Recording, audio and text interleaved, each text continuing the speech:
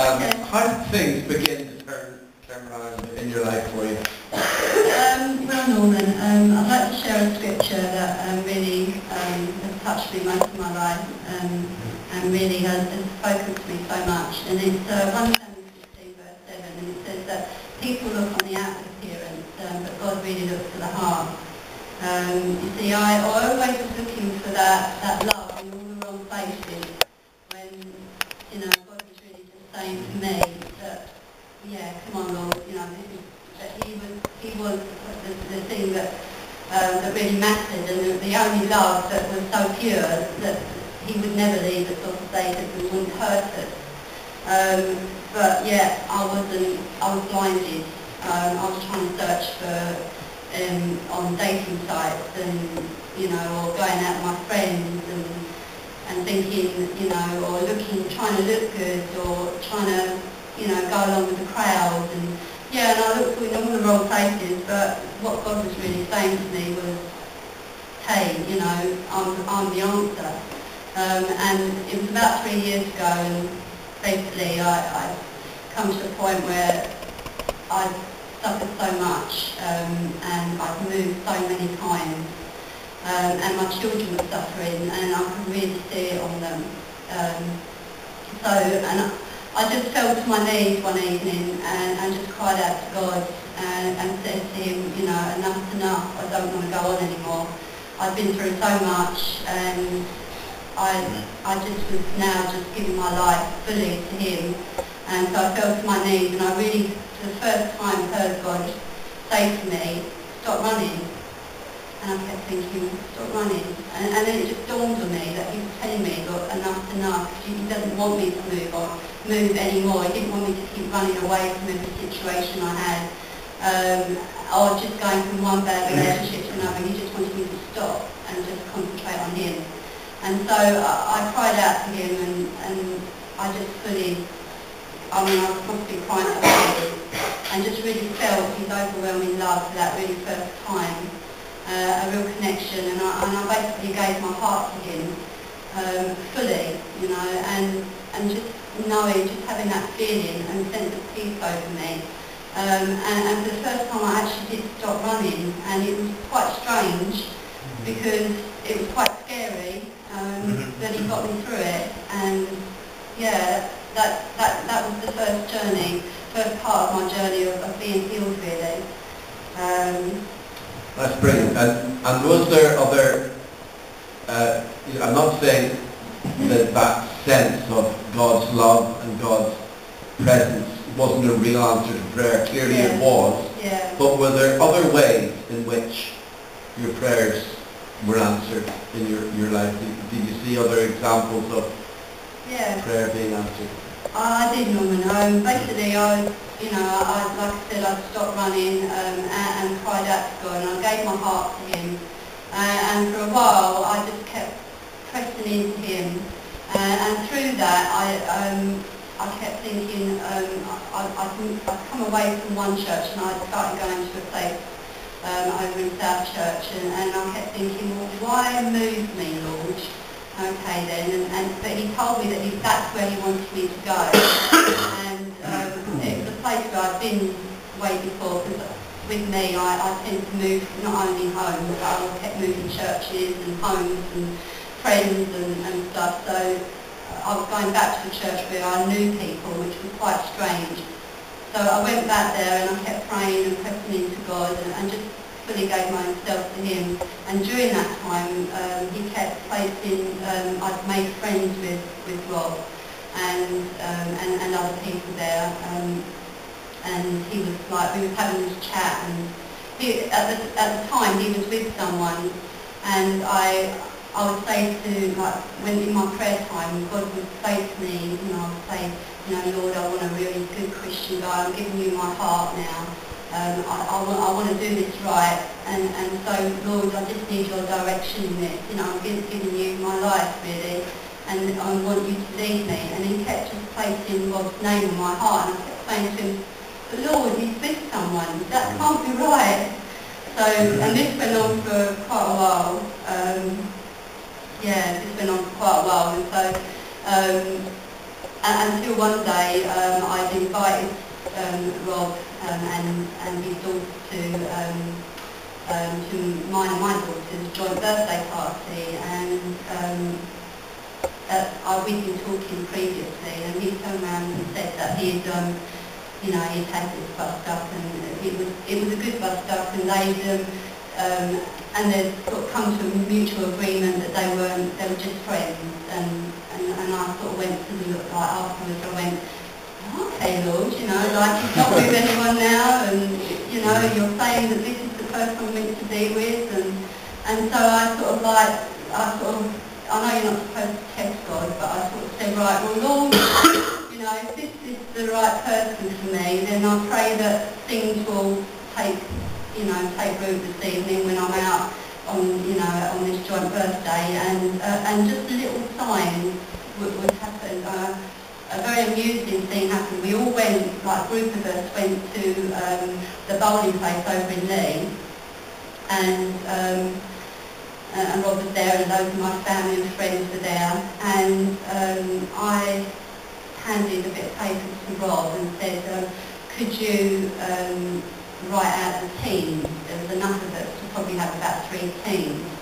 So he wrote something on a bit of paper and gave it back to me, and I looked down and it was like, right, team 1, 2 and 3, right, team 1, Nicky and Rob, team 2 and 3, no one.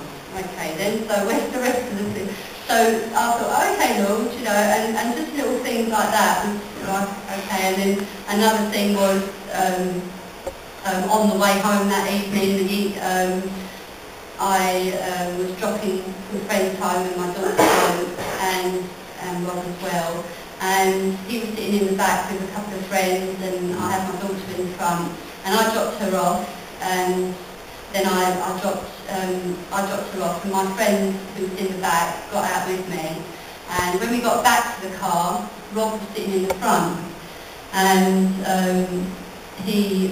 my friend turned around to him and said, sitting in the front, he said, I really like the knobs on this dashboard, they're just so good, and I'm thinking, it's the dashboard, come on, seriously. So my friend just looked at me and just knew that, it was really hilarious, and so it was just that sign, and from then, things just, when we had our first date on May the 14th last year, so you can imagine that you can work out that it didn't take us long, but to really realise, and our first date I came with a stone that I felt God say to me, and he had a scripture on, Jeremiah 29 verse 11, and when I gave it to Rob, I said, look, I really felt God say that I should give you this, and he just thought, whoa, and apparently that was a scripture that really touched his heart, and was one of the first scriptures that touched his heart, and that was just little signs like that really, and so little miracles, and then 2 weeks down the line, Rob was having the same conversation with God, saying, come on Lord, I've only known her 2 weeks, and you want me to ask her to marry her? It's like, come on. So just miracles were happening, and we both didn't have no money between us, and a group of us went on faith camp, and we went into preparing for the wedding, and a group of us went on faith camp, and Rob was there with his daughter, and I was there with my daughter, and by then obviously we was waiting to, we'd been engaged for about, I don't know, about 3 days. There's much more room, there's much more time here. Quite forward. But we was praying for money, that we needed about £200 more. I mean, people had just been blessing us with money, because we had nothing to do this wedding, and people were just blessing us with it. And so we was basically praying one of the mornings, and a lady behind us,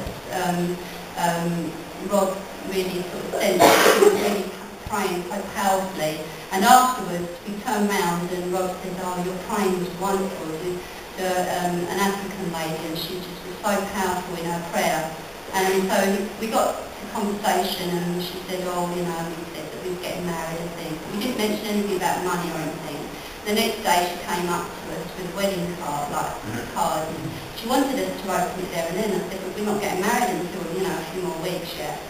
And so she said, no, I want you to open it. Anyway, we opened it, and it was a cheque for exactly the right money that we needed to have to pay our the rest of the stuff. And so we just went up to her. She said, how come? She said, I felt God say to me this morning that you need some more money for your wedding, but we hadn't mentioned anything.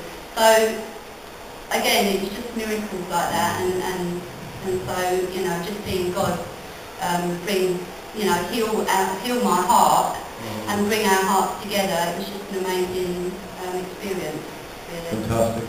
Really, really amazing. Just very briefly now, because we're kind of running out of time because we started late and all of that. Just bring this together. How do you feel for people sitting here maybe thinking, I could do be a man like that? or I could, you know, what do you feel? What do you feel in a sense that what you've been through can say to other people? Not just about the man. No, absolutely not, no. Some women it might help that. But anyway, yeah, I just wanted to share this scripture that God really placed in my heart for those really out there that are really having a tough time and broken-hearted. And he said to me, the Spirit of the Sovereign Lord is on me. This is Isaiah 61, verse 1 to 3. Because the Lord has anointed me to preach good news to the poor, he has sent me to bind up the brokenhearted and proclaim freedom to the captives, and release from darkness for the prisoners, to proclaim the year of the Lord's favour and the day of vengeance of our God to comfort all who mourn, to bestow on them a crown of beauty instead of ashes, the oil of gladness instead of mourning, and a garment of praise instead of spirit of despair, and they will be called oaks of righteousness, and a planting of the Lord for the display of his splendour. Well, you see, I feel I've got, you know, I feel that I should have really, all those years ago, should have put my hope in God, put my confidence in him, and all I can say to everyone is that once I gave my heart to God fully, and once I put my hope in him, then everything else fell into place. And I'm not saying that it's, you know, that when you give your life to God, everything's perfect and rosy, and, you know, I still have my challenges, but I can give it to God, and I feel so much more better and at peace. And all I can say is that there is hope out there, and for anyone who is, you know, searching for love in those wrong places, then I just say that, you know, to put your hope in God, and you know, he is the only way and the truth and life, really. And now I'm sort of helping others on a project, you know, that have been abused and have go through addictive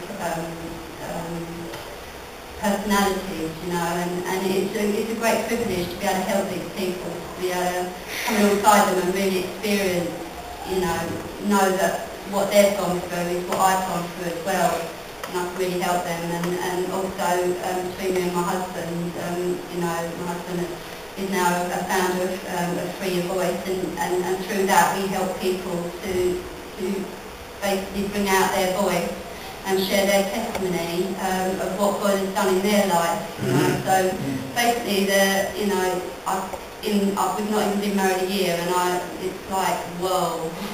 I'm still on this journey of wildness at the moment, and I believe, you know, God has got a plan for us, and a great plan, and we just need to trust in him more, and trust in him and trust in him, really. So yeah. Super. Thank you very much. I'd like us to pray for Nicky, all right, for